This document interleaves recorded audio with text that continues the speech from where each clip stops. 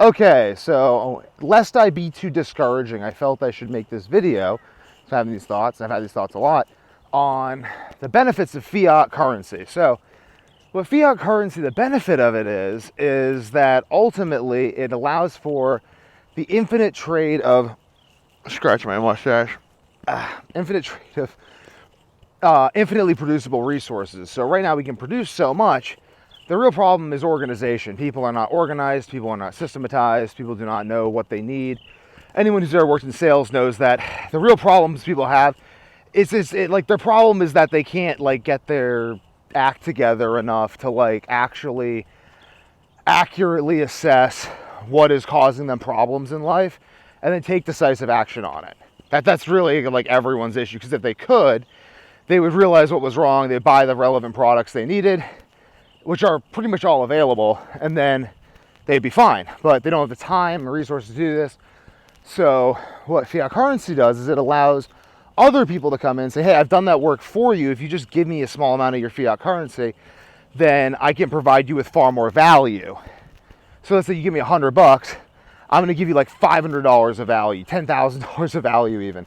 It would have taken you $10,000 worth of time, money, and resources to get what I gave you for $50 or $100.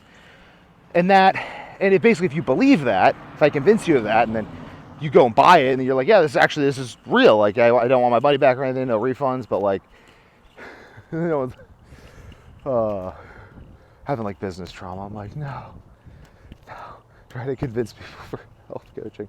Oh God, that's the thing. It's like, it's so hard to convince people like what they need to do, even if they know they need to do it, like actually get them to take action on it. But if you do that enough, like this is what I kind of noticed health coaching. So if I got enough people to give me a small amount of their fiat currency, a few $1,000s, then I could live off of that. They weren't really affected because they had more energy and more health and vitality, so their overall quality of life went up, not down, even though they lost money. But in the long run, they'll gain the money back, and did. But basically, I'm creating value that allows them to create more value. And the more fractionally people can do this, the wealthier everyone's going to be, because the money can essentially, the only limitation on the money is our ability to pay the interest on the money, which theoretically should always be less.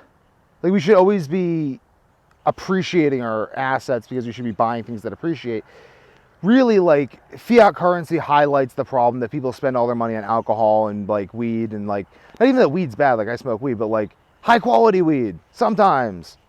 Like, do it like when you're walking or something, so your brain actually works, because your brain's like getting circulation, so you don't like decrease brain circulation when watching TV or something. I don't know, find out what works for you, but like, use things in a way that helps you, not in a way that hurts you. And if you do that with fiat currency, then wealth gets infinitely created, because fiat currency is really just like a database that allows for people to basically quantify value. So that's the benefit of fiat currency. The problem is that this can get used in a predatory way. People don't have access to the knowledge and resources about how the system works, so they become a victim of the system. And once they're a victim of the system, they just keep getting victimized, because people are like, okay, well, I'm just going to sell you poison, I'm going to lie to you, I'm going to manipulate you, all this stuff, because you're just too dumb to realize that I'm doing this, and you don't even care because you're just giving money to someone else who's going to do this to you.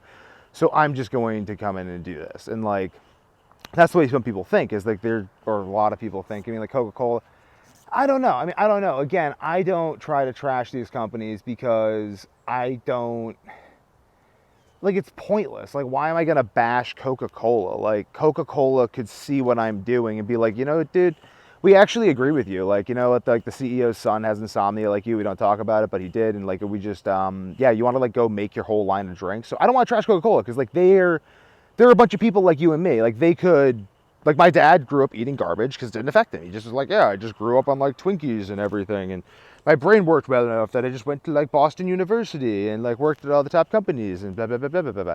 And it's like, that's awesome. I'm like, that's amazing. And but it's like, I can do that. My brain just doesn't work that way.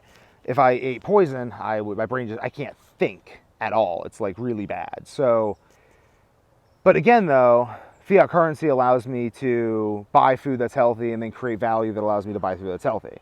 Because the value is really the fact that people are exchanging goods and services. And fiat currency is meant to encourage people to do that. Even the fact that it becomes worth less over time, it's like just spend it, dude. Like the money isn't the money is the things that increase in value. Relationships, systems, businesses, these sorts of things.